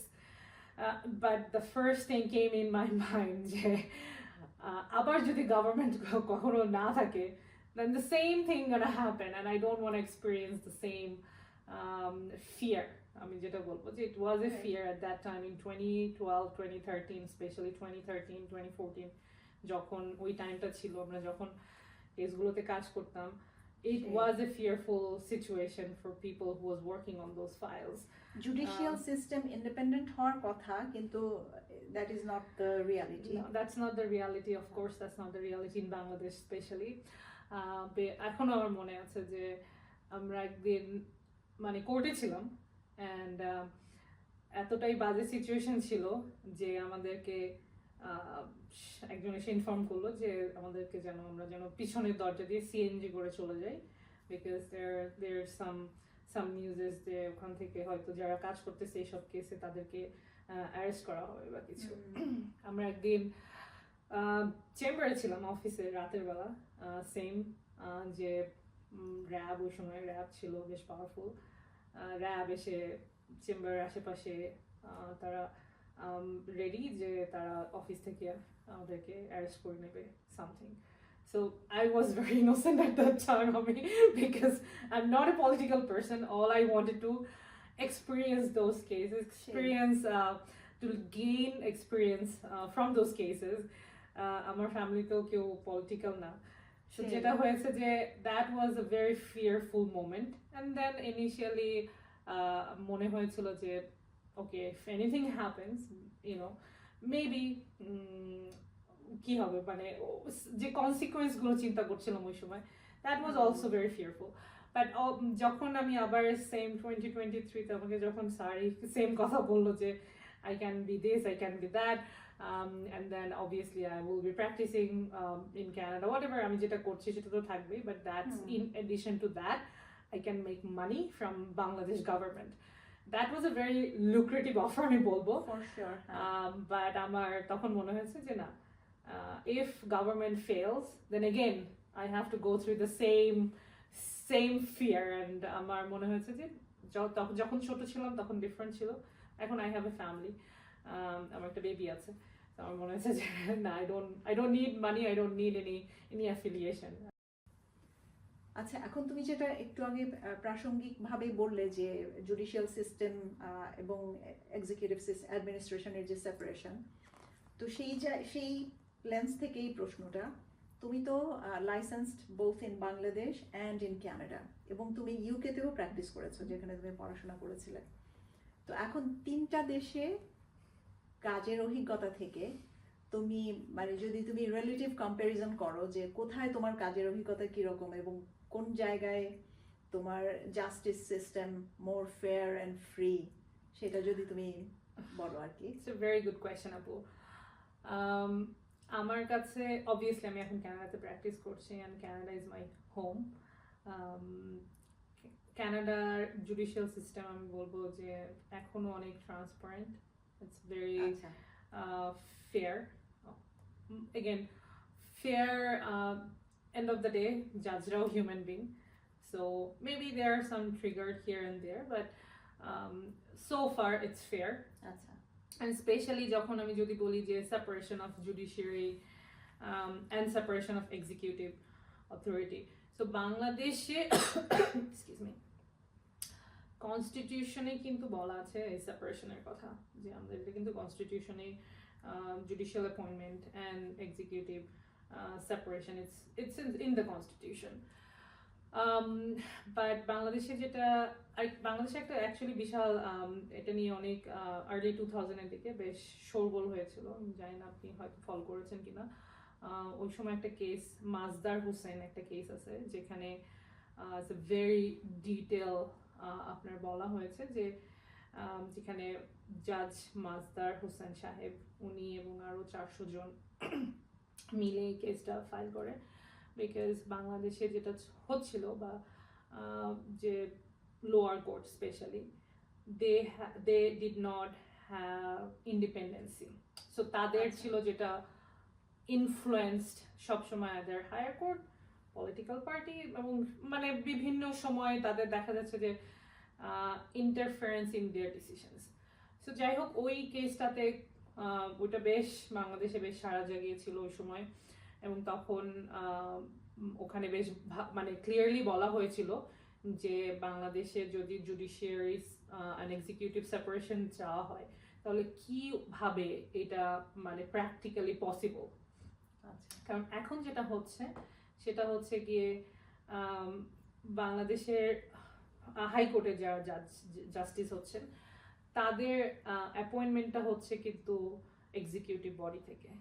So executive যারা থাকছে তারা politically connected, they are member of parliament. So এই অ্যাফিলিয়েশনটার ফেয়ারনেসটা মানে ফেয়ারনেসটা questionable, তাই না? So এই ফেয়ারনেসটা যেহেতু থাকছে না, সো তখন একটা কমপ্লিকেশনস কিন্তু রয়েই যাচ্ছে যে আমার যদি আজকে পলিটিক্যাল কোনো ভার্ডিক আসে তখন ফার্স্ট কোয়েশ্চেনই যেটা হয় সেটা হচ্ছে গিয়ে ওয়াজ ইট ফেয়ার। এবং সেটা আমরা বারবারই কিন্তু এক্সপিরিয়েন্স করছি যখন আমাদের x prime minister Begum Sheikh Hasina যখন সে আপনাদের ট্রাইব্যুনাল ওয়ার ক্রাইম ট্রাইব্যুনালটা যখন বানালো, যে তারপরে সেই রাজাকারদের ফাঁসি দেয়া নিয়ে, সো প্রথম তখন কিন্তু সেম কোয়েশ্চেন আবার এসছে যে এটা কি ফেয়ার ট্রাইব্যুনাল কিনা। সো এখন সেম ট্রাইব্যুনালেই যখন আবার তাকে তার ভার্ডিক হলো এই কিছুদিন আগে, সেম কোয়েশ্চেন কিন্তু আবার আসছে ওয়াজ ইট ফেয়ার। সো আমরা বারবারই যখন কোনো পলিটিক্যাল কেস যখন দেখছি প্রথম কোয়েশ্চেনটাই আসে এটা কি ফেয়ার ছিল। সো এই সেপারেশনটা মানে খুব জরুরি। এবং মজার জিনিস হচ্ছে যখন আমাদের 2024-এ অগাস্টে যে চেঞ্জটা আসলো, আমার ফেসবুকে একটা স্ট্যাটাস ছিল, আই গেস 5ই অগাস্টের বা 6ই অগাস্টের ফার্স্ট ফেসবুকে স্ট্যাটাসটাই ছিল এটা, now it's time to separate judiciary from executive. That was my first I guess 5ই অগাস্ট অথবা 6ই অগাস্টের ফেসবুক স্ট্যাটাস ছিল এটা আমার। ওয়ার্স ক্যানাডা যদি আপনি দেখেন, ক্যানাডাতেও কিন্তু আপনার জাজেস appointment it's from the executive, from the executive body যার মানে senator recommendation. So it's also part of the political affiliation. But তাদের একটা অ্যাডভাইজারি বডি আছে, যখন আপনি কেউ যদি জাজ অ্যাপয়েন্ট করবে বা জাজ হওয়ার জন্য অ্যাপ্লিকেশন করার পরে, সো অ্যাডভাইজারি কমিশন যারা আছে কমিটি, সো কমিটিতে আপনার যখন অ্যাপ্লিকেশনটা আছে তারা আসে তখন তারা ব্যাকগ্রাউন্ড চেক করে, তারা হচ্ছে ম্যারিট চেক করে, তারা সিকিউরিটি অ্যান্ড অল দিস আপনার যতগুলো বেসিক চেকলিস্ট ফুলফিল করতে হবে তারা সেই ফ্লোটাকে মেনটেন করার পরে তারা সেই রেকমেন্ডেশনটাকে পাঠায় সেনেটরকে। সেখান থেকে তারপর যায় এক্সিকিউটিভের কাছে। সো দ্য স্ক্রুটিনি যেটা হচ্ছে সেই স্ক্রুটিনি কিন্তু বেসিক মানে ফান্ডামেন্টালি হয়ে যাচ্ছে যে কারা এখানে আসবে। সো আপনি পলিটিক্যাল মানে রেফারেন্স বা পলিটিক্যাল ফেভারিটিজম ওই সময় সেটা আসার মানে প্রসেসটা খুবই ন্যারো, কারণ ওই কমিটিটাই আপনাকে ওখান থেকে যে আপনাকে রুল আউট করে দিচ্ছে যে অ্যাফিলিয়েশন যেগুলো আসতেছে সেগুলো। সো আমার মনে হয় ইটস ভেরি হাই টাইম বাংলাদেশের জন্যও এখন একটা এরকম মানে ট্রান্সপারেন্ট কমিশন বা কমিটি বোর্ড বসানোর জন্য, যেখানে আমরা আমাদের স্পেশালি জাজেসরা যারা পলিটিক্যালি ইনফ্লুয়েন্স না হয়ে they will be independent fair justice সিস্টেমের জন্য কাজ করবে, not to impress somebody in particularly. So এটার জন্য ইনফ্যাক্ট আমি আরেকটা জিনিস বলতে চাই, যখন এই যে 5ই আগস্টে যে ঘটনা হলো বাংলাদেশে, যে শেখ হাসিনা যখন পালিয়ে গেলেন এবং তারপরে যে মানে ওর পরে যে সাবসিকুয়েন্ট ইনসিডেন্ট, আমি কিছু জাজেসকে চিনি বাংলাদেশে যাদের সাথে মানে এগেন জাস্ট আমার কাজের ক্ষেত্রে তাদের সাথে আমার ভালো রিলেশন, এবং আমি জানি যে they had a very strong political opinion at that time. যেহেতু শেখ হাসিনাকে বা ওই সময় গভর্নমেন্টকে তারা ফেভার করছে, তাদের অবস্থাও খুব খারাপ হয়ে গিয়েছিল। আমার একজনের সাথে কথা হয়েছিল অ্যাট দ্যাট টাইম যে সে তার লাইফ নিয়ে ফিয়ারফুল। সো কখন একটা মানুষ, একটা জাস্টিস, একজন লয়ারকে, এবং যে প্র্যাকটিসও করছেন এখন বাংলাদেশে, কল করে বলে যে আমি খুবই ফিয়ারফুল, আমার যদি কিছু হয়ে যায় প্লিজ এটা আমি কাউকে রিলাই করতে পারছি না, the only person I can trust it's you, এই জন্য আমি আপনার সাথে কথা বলছি। তো কোন সিচুয়েশনে মানে এরকম হয় যে একজন জাস্টিস, একজন লয়ার যে বাংলাদেশে থাকে না, তার সাথে কনভারসেশন করে এবং সে চাচ্ছে যে আমি জাস্ট তার সিচুয়েশনটা জানি and if I can help in any way. So again যদি এই ফেয়ারনেসটা না থাকে, আবারও সেম জিনিস হবে, আবারও পলিটিক্যাল অ্যাপয়েন্টমেন্ট হবে, আবারও ফেভারিটিজম আসবে। সো বেসিকলি আমাদের যে সেপারেশনটা সেটা হচ্ছে না। সো ইটস আই গেস এখন আমরা যেহেতু সবাই বলি Bangladesh 2.0, so this is the high time Right. to separate judiciary from any other biasness, any biasness maybe এটাই হচ্ছে গিয়ে হাই টাইম। আমরা আশা করি মানে তরুণরা এখন তো রাজনীতিতে অনেক শিষ্টাচার আসছে, বিশেষ করে তরুণ যারা তারা এখন তারা বেশ উদার এবং রাজনীতিতে তারা অনেক বেশি শ্রদ্ধাশীল এবং সহনশীল আমি দেখি আর কি। বিশেষ করে যে জুলাই আন্দোলনের নেতারা যে যখন কথাবার্তা বলে, Tasnim Zara, she is very talented. এখন একটা কথা আমি মানে তুমি যেহেতু লয়ার তুমি হয়তো ভালো জানবে, আমি জানি না তুমি সেটা দেখেছো কিনা। জুলাই সনদ যেটা হয়েছে এবং সেটা তো স্বাক্ষর করা হয়েছে, অনেকগুলো পার্টি সেটা সাইন করেছে। এখন ওটাতে কিছু কনস্টিটিউশনাল রিফর্ম কিন্তু প্রপোজ করা হয়েছে। এর থেকে কি কোনো সুফল তুমি আশা করো? আমি বেসিক্যালি যেটা বলবো আমি ওটা ফলো করিনি এন্টায়ারলি। আচ্ছা আচ্ছা। সো আমি এই মুহূর্তে কোনো কমেন্ট করতে পারছি না ওই ব্যাপারে, বাট আমি শুনেছি কিছু রিফর্ম তারা প্রপোজ করেছে। বাট একটা জিনিস আমি বলতে চাই, সেটা হচ্ছে গিয়ে আমার আটমোস্ট কনফিডেন্স ইয়াঙ্গার জেনারেশনের উপর, যে তারা যে চিন্তাটা করে তাদের চিন্তা অনেক ক্লিয়ার, তাদের চিন্তাটা অনেক আনবায়াস। আমি বলবো তাদের চিন্তাটা আনবায়াস বিকজ আমরা যদি আবার একটু ব্যাকগ্রাউন্ডে যাই, শেখ হাসিনা যখন ছিলেন গভর্নমেন্টে তখন কিন্তু আমাদের মাসলার মধ্যে অনেক কিছু মানে মাসল মেমোরি যেটাকে বলে অনেক কিছু সে ইমবেড করতে চেয়েছে, যে এটা এটা এটা মানে যেটা একটা ছিল যে তার ফ্যামিলি এবং সে এবং they are the most relevant people in Bangladesh and other people are subordinate. So ওই ধারণাটা যখন মানে তৈরি করার চেষ্টা হয়েছে তখনই কিন্তু বিকজ তার কন্ট্রিবিউশন কেউ অস্বীকার করছে না, তার কন্ট্রিবিউশন অনেক দেশের জন্য। কিন্তু যে আমি যেটা বলতে চাচ্ছি সেটা হচ্ছে কি, যখনই আপনি আউটরেজেস কিছু করতে যাবেন, ইয়াঙ্গার জেনারেশনের কারেজ আছে টু প্রোটেস্ট দ্যাট, বিকজ তারা ভেরি ক্লিন চিন্তা করে, তাদের চিন্তার মধ্যে কোনো চিন্তা করতে তাদের মধ্যে কোনো চিন্তা করে বায়াসনেস নাই।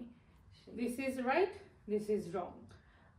সো আমাদের যদি ওই মানে ইয়াঙ্গার জেনারেশনের যদি ওই ক্লিন চিন্তাটা না থাকতো, তাহলে এই যে 2024-এ যে চেঞ্জটা আমরা দেখেছি, এটা 100% credit goes to the younger generation. এবং তাদের যে কারেজটা তারা শো করেছে, ওই কারেজটা দেখে বাবা মারা ইনফ্লুয়েন্স হয়েছে। বাবা মারা বাচ্চাদেরকে এনকারেজ করেনি, তারা বাবা মাকে এনকারেজ করেছে। অ্যান্ড ওই সময় আমরা যারা এখানে ছিলাম বা বাইরে ছিলাম, আমরা দেখেছি প্রতিনিয়ত চেঞ্জগুলো দেখেছি, যে কিভাবে চেঞ্জ হচ্ছে এবং কিভাবে মানুষ তাদেরকে সাপোর্ট করতেছে। সো অবভিয়াসলি যখন তারা একটা নতুন দল ফর্ম করার চেষ্টা করছে বা তারা যখন নতুনভাবে পাথ দেখানোর চেষ্টা করছে, মেবি 100% আপনার আমার চিন্তার সাথে অ্যালাইন করবে না, বাট এটাই তো আমাদের হচ্ছে গণতন্ত্র বা ডেমোক্রেসি, যে আমরা সবাই চিন্তা করতে পারবো এবং আমরা সবাই আমাদের চিন্তাটাকে বলতে পারবো। বহু দল বহু মত, সবাই সবারটা বলবে, এর মধ্যে যেটা সবচাইতে ভালো মানুষ সেটাই বেছে নেবে। এক্স্যাক্টলি, এই যে গণতন্ত্রের চর্চা, এটাই ভালো লাগে আসলে। এক্স্যাক্টলি। সো একটা টাইম ছিল যখন আমরা আমি জীবনে কোনোদিন বাংলাদেশে ভোট দেইনি, মানে আমি লাইফে কোনোদিন ভোট দিতে পারিনি, বিকজ তুমি ভোটার হওয়ার পরে কোনোদিন ভোট হয়নি। সো আমি কোনোদিন ভোট দেইনি। এখন আমি চিন্তা করছি দেশে যাব, ভোট দিব, সো আমি কানাডাতে ভোট দিয়েছি, বাট আমি কোনোদিন আমার দেশে ভোট দিইনি। এখন এই যে চেঞ্জটা এবং এই যে নতুন বাংলাদেশকে আমরা দেখছি, বা আমরা নতুন বাংলাদেশকে নতুন করে সাজানোর চেষ্টা করছি, আমার এটাই আমার কাছে সবচেয়ে এনকারেজিং লাগে, যে অনলি পসিবল হয়েছে because of this younger generation. Rumin Farhana, যিনি বিএনপির এক প্রতিনিধিত্ব করছিলেন, একসময় মেম্বার অফ পার্লামেন্টও ছিলেন, ওনাকে আমি চিনি, মানে ওনাকে কাজের ক্ষেত্রে চিনি, বা উনিও ব্যারিস্টারই হিসেবে চিনি। সো আমি জানি না আপনি দেখেছেন কিনা, ফেসবুকে হয়তো একটা পোস্ট খুব ভাইরাল হয়েছিল, উনি বলেছে হুজ হাসনাত আব্দুল্লাহ, এরকম একটা কোয়েশ্চেন সে করেছে, এবং ওটার জন্য তাকে অনেক অনেক বাজে কমেন্ট করছিল লোকজন সোশ্যাল মিডিয়াতে। তখন হাসনাত আব্দুল্লাহ কোনো একদিন বা এর পরের কোনো একটা ইন্টারভিউতে বা কোনো একদিন সে কোনো একটা ইয়েতে বলেছে যে এটা আমাদের রাজনৈতিক বক্তব্য, আপনারা, আমি দয়া করে রুমিন ফারহানা ম্যাডামকে কেউ বাজে কমেন্ট করবেন না ফেসবুকে। সো আমার কাছে মনে হয়েছে this is something we want in hour politics, যে একদম। যেটা আমরা আগে কখনো দেখিনি, যেটা আমরা একদমই। আগে, যদি কেউ আওয়ামী লীগ করেছে, বিএনপিকে কোনো শ্রদ্ধা বা তাকে রেসপেক্ট দিয়ে কথা বলবে, সেই that was impossible. This vice versa, same ওয়েতে কেউ বিএনপি করছে, আওয়ামী লীগকে রেসপেক্ট দিবে, যেটা আমরা কখনো দেখিনি। বাট যখন আমি ওই ওই কমেন্টটা, মানে ওই পোস্টটা দেখলাম, যে হাসনাত বলছিল যে রুমিন ফারহানা একজন ফিমেল, ওনাকে কেউ বাজে কমেন্ট করবেন না, উনি যেটা বলেছে এটা উনি ওনার পলিটিক্যাল ওপিনিয়ন দিয়েছে, আমরা সবাই শ্রদ্ধাশীল হই ওনার পলিটিক্যাল ওপিনিয়নে। So that is something we want. এই যে ম্যানার, হ্যাঁ, আমরা আমার রেসপেক্ট ওর জন্য অনেক বেড়ে গেছে ওই মোমেন্টে, যে যদি এই বয়সে বাচ্চা ছেলেটা, সবাই বলছে বাচ্চা ছেলেটা মাত্র যদি, কিছুদিন আগে সে হ্যাঁ, ঢাকা বিশ্ববিদ্যালয়ের ছাত্র ছিল, হ্যাঁ, so ইংরেজি বিভাগের এই- মনে হয়, এই সে আসলে আমাদেরই এলাকার হাসনাত এই আব্দুল্লাহ। যদি এত সুন্দর করে সে আরেকজনকে রেসপেক্ট করতে পারে, এবং তাকে ছোট করার পরে, তাকেই তো ছোট করেছে, তো তাকে ছোট করার পরে তার যদি সে যদি সেই মানুষটাকে ডিফেন্ড করে, so this is something we want in our political culture. সে একদম এই ধরনের ভ্যালুজ এবং এই ধরনের ম্যানার্স যদি আসে, তখন অনেক মেধাবী মানুষ, যেমন Tasnim Zara, she is in politics, I think she is trying and she is facing a lot, কিন্তু যদি এই রাজনৈতিক শিষ্টাচার আসে, তাহলে আরো অনেক মানুষ সাহস করে রাজনীতিতে আসবে। In fact, Tasneem Zara is inspiring a lot of women.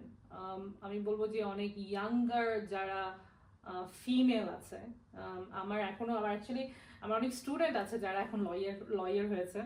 So আমি যদি কারোর সাথে কথা বলি, রিসেন্টলি আমার কারো একজনের সাথে কথা হয়েছে, বিকজ সে কানাডাতে আসতে যাচ্ছে, তার রেফারেন্স লাগবে।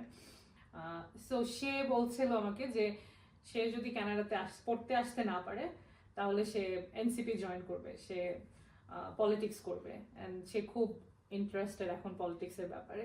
তো আমার মনে হচ্ছে যে এই যে একটা স্রোত, আমরা এটা কখনো আগে, একটা সময় ছিল যে পড়াশোনা করবা, নিজেরটা নিজে বুঝবা, চাকরি করবো, পলিটিক্স আবার কি, বাট এই জিনিসটা চেঞ্জ হচ্ছে, এই যে ধারণাটা চেঞ্জ করার জন্য আমি বলবো যে সব ক্রেডিট এদের। আমি অ্যাকচুয়ালি নাহিদকে রেসপেক্ট করি, বিকজ উনি কম কথা বলে, মানে সে এখানকার প্রধান, আমি দল গঠন করেছি, আমি সবকিছু, এই ভাইবটা কিন্তু আমরা পাইনি এখনো।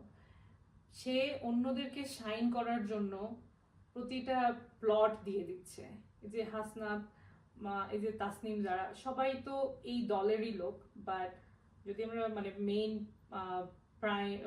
যদি তাদের যে মেইন নেতা সে হচ্ছে নাহিদ, কিন্তু আমরা নাহিদের কয়টা ইন্টারভিউ দেখি, আমরা যতগুলো, আধিপত্যবাদ বা ডমিনেটিং লিডারশিপ না, এটা হচ্ছে সার্ভেন্ট লিডারশিপ। এক্স্যাক্টলি। সো এটাই আমাদের দরকার, আমাদের যে এগেন গণতন্ত্র বা ডেমোক্রেসিতে আমি শাইন করবো, it's not about me, it has to be we all, এবং যেখানে আরেকজন শাইন করবে আমি সেটাকে সাপোর্ট করব, যেটা আমরা এখন চেঞ্জগুলোতে দেখতে পাচ্ছি। এবং আমি অ্যাকচুয়ালি আপনার যারা দর্শক আছে সবাইকে বলতে চাই, সাপোর্ট এনসিপি, আমি সাপোর্ট করছি এনসিপি কে।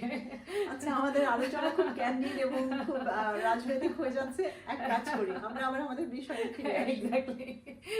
আচ্ছা আয়েশা, তোমার সঙ্গে কথা বলে আমি যেটা বুঝলাম যে তুমি টাকার জন্য তোমার পেশা, তুমি যে কাজগুলো করো, তুমি money is not your focus, এবং তুমি ফ্যামিলি ল চুজ করেছো because it is very people centric.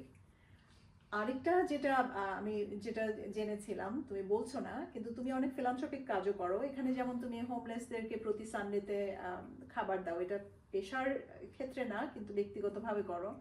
এবং বাংলাদেশে তুমি যারা স্ট্রিট চিলড্রেন তাদেরকে সাহায্য করার জন্য তুমি এখানে তোমার ব্যস্ত সময়ের পাশাপাশি দেশেও একটা তোমার ইনিশিয়েটিভ কাজ করছে।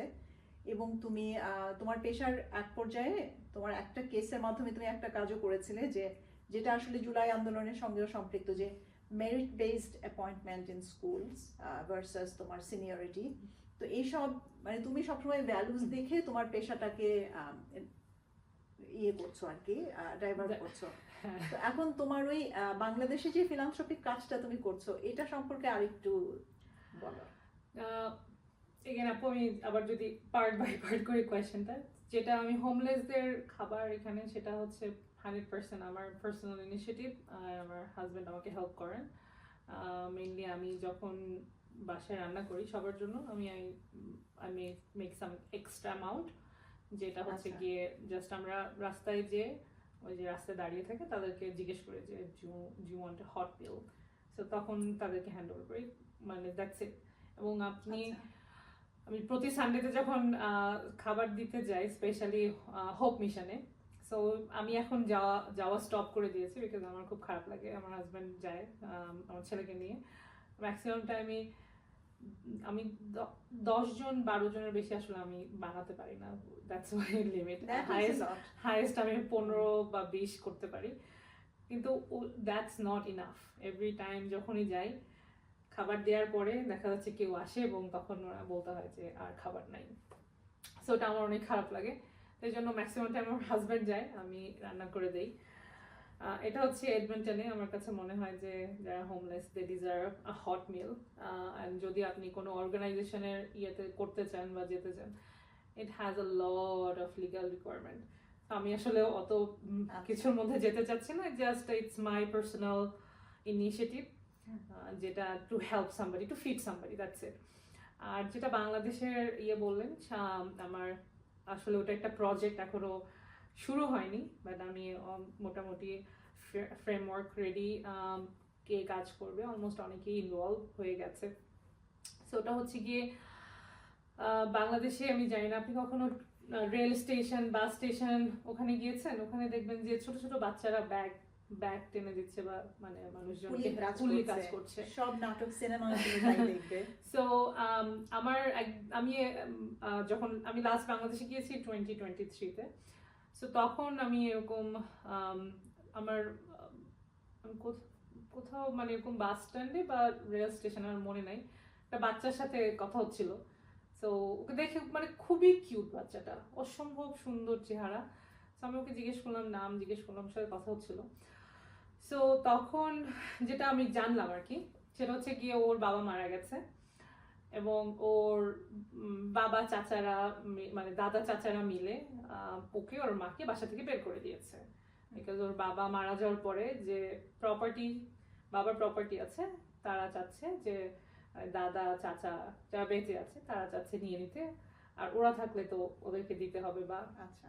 কিন্তু প্রবলেম হচ্ছে ওই বাচ্চাটা জানে না ওর কি লিগাল রাইটস আছে, আর ওই বাচ্চাটার টাকা নাই যে ও কারোর কাছে গিয়ে হেল্প চাইবে, মাও হয়তো জানে না।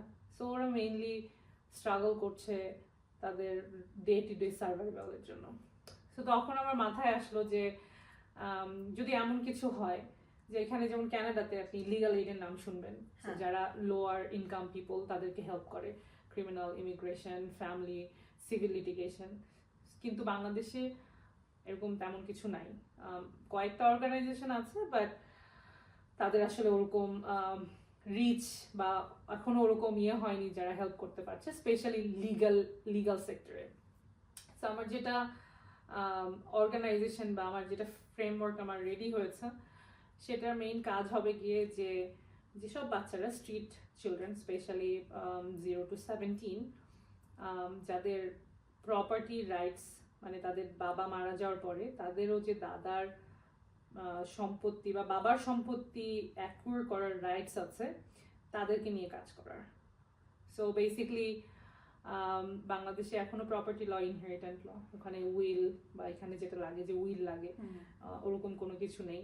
তো বাবা মারা গেলে যদি তার সম্পত্তি থাকে ছেলে মেয়ে পাবে, কিন্তু প্রবলেমটা হয় যখনই বাচ্চাটা মাইনর থাকে, বিকজ মাইনরের জন্য তখন একটা ট্রাস্ট লাগে, আচ্ছা যেটা হচ্ছে গিয়ে ওই বাচ্চাটা বা বাচ্চাটার মা জানে না, অথবা তাদের কাছে এনাফ টাকা নাই যে তারা একজন লয়ারকে হায়ার করে তাদের সেটাকে সিকিউর করবে।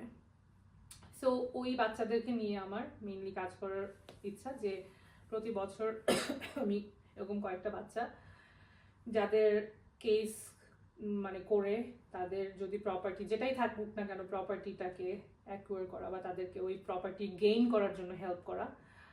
ওইটার জন্য যেটা চ্যালেঞ্জ হচ্ছে এখন আমার কাছে মানে আমার এই অর্গানাইজেশনের মেইন চ্যালেঞ্জ হচ্ছে যে ট্রাস্টটা কিভাবে আমার ফর্ম করবো।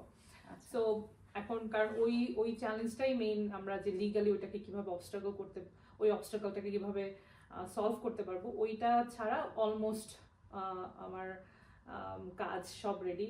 কাজ করবে কি করবে and আমার যেটা প্রিভিলেজ সেটা হচ্ছে কি আমার অনেক স্টুডেন্ট যারা এখন লয়ার, সো অনেকেই ইন্টারেস্ট দেখাচ্ছে। আমার অনেক ফ্রেন্ড আছে যারা লয়ার, তারা খুব ইন্টারেস্ট দেখাচ্ছে। আমার ফ্রেন্ড আছে যারা ইন্টারেস্ট টু জাস্ট ডোনেট মানি, এরকম কোনো একটা বাচ্চাকে যদি তারা হেল্প করতে পারে। So it's sponsoring of child, যে হয়তো যে বাচ্চাটা যদি জানে যে আমার ওখানে 5 বিঘা জমি আছে, সো তার ওকে আমাকে কি করতে হবে এটার জন্য, আমি পড়াশোনা করব, অথবা আমি কোনো যে হচ্ছে কাজ শিখবো, যেটা আপনার হচ্ছে গিয়ে অনেকে গ্যারাজে কাজ করে বাংলাদেশে বাচ্চা ছোট ছোট বাচ্চারা। সো আমি কোনো একটা পলিটেকনিক্যাল কোর্স করে আমি একটা কাজ শিখবো, আমি যখন 18 বছর হব তখন ওই জমিটা আমি পাবো। তখন ওই বাচ্চাটার যে মাইন্ডসেট যেটা চেঞ্জ হবে, যে বাচ্চাটা স্ট্রিটে থাকতেছে যার কোনো ফোকাস নাই, ওর চিন্তা হচ্ছে গিয়ে আমি কিভাবে ভাত খাবো, এবং একটা টাইমে কিন্তু সে মানে হেজিটেট করবে না ক্রাইম করার জন্য। কিন্তু যখন আমি জানবো যে আমার একটা প্রপার্টি ওয়েট করতেছে আমার জন্য, যেটা আমি 18 বছর হলে পাবো, তখন কিন্তু আমার মনে হবে যে আমি যদি জেলে চলে যাই, আমি যদি ক্রিমিনাল অ্যাক্টিভিটি করি জেলে চলে যাই, তাহলে কিন্তু আমি ওটা পাবো না। So this is something that আপনি একজন বাচ্চাকে নট অনলি ট্রেন করতেছেন তার ফিউচারের জন্য, অলসো আপনি সোসাইটিতে হয়তো মানে ক্রাইমটাও কমাচ্ছেন। যদি আমি বলি যে মাইনর চিলড্রেন যারা ইনভলভ হচ্ছে ক্রিমিনাল অ্যাক্টিভিটিতে, তাদের জন্য ড্রাগ একটা বিগ প্রবলেম এখন বাংলাদেশে, সেটাও কিন্তু আপনি রিডিউস করতে পারবেন। সো আমার এটা নিয়ে অনেক বিশাল প্ল্যান।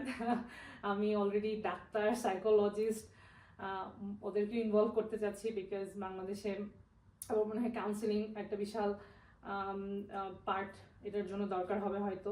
সো আমার ফ্রেন্ডের কাজিন আছে, ও ডক্টর, ওর সাথেও আমি মানে ইনভলভ, যে ওর সাথে কথা হচ্ছে, মানে he is ready to help. So এখানে আমার অনেক প্রফেশনালকে আমি ইনভলভ করতে চাচ্ছি, বাট মেইন যে কোর প্রবলেমটা এখনো সেটা হচ্ছে কি যে ট্রাস্টের যে ব্যাপারটা বললাম, ওইটা যদি আমাদের একটা প্লেন পাথওয়ে থাকে যে কিভাবে ওইটা কাজ করানো যাবে বা কিভাবে কাজ করবো আমরা, আশা করছি আমরা নেক্সট ইয়ার থেকে হয়তো আমাদের প্রজেক্ট শুরু হয়ে যাবে। খুবই ভালো পরিকল্পনা আয়েশা, আমার শুভ কামনা রইল, শুভেচ্ছা রইল, তুমি যেন এটাতে সফল হও, এবং এটা যদি ভালোভাবে যেভাবে পরিকল্পনা করছো সেভাবে করতে পারো, তাহলে অনেক মানুষের জীবন পরিবর্তন হবে। তো এরকম একটা চমৎকার কথা দিয়ে আজকে আমরা আমাদের আলোচনা শেষ করছি। থ্যাংক ইউ আপু ইনভাইটিং মি, আমার খুব ভালো লাগলো আপনার সাথে কথা বলে, আর হোপফুলি আমাদের আবার দেখা হবে, আবার অনেকবার দেখা হবে, বারবার দেখা হবে ইনশাআল্লাহ। থ্যাংক ইউ সবাইকে, আল্লাহ হাফেজ।